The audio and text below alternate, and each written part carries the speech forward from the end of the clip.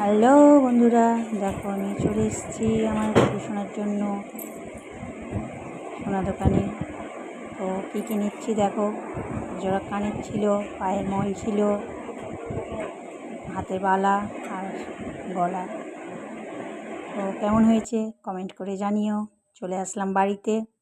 তো মেয়ে বলছিল মা পুজোর সময় পরাবো, আমার মন চাইছিল না যে পুজোতে পরাবো, এখনই এনেছি মানে এখনই পরাবো। তো মেয়ে পুজো দেওয়ার সময় তাকে স্নান টান করিয়ে দিয়ে সুন্দর করে সাজিয়ে নিল আমার গোপুসোনাকে। বানিয়েই যেখানে এনেছি, পরাতে দোষ কোথায়?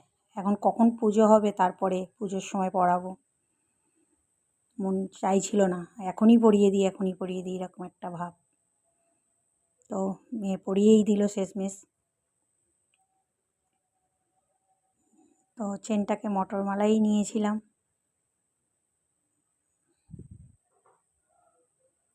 কেমন হয়েছে কমেন্ট করে জানিও।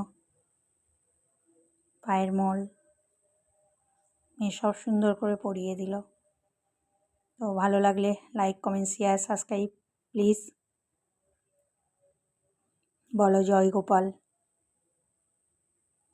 জয় শ্রীকৃষ্ণ, রাধে রাধে। সবগুলো পরে আমার গোপাল একদম ঝলমল ঝলমল করছিল, আমার গোপুসোনা।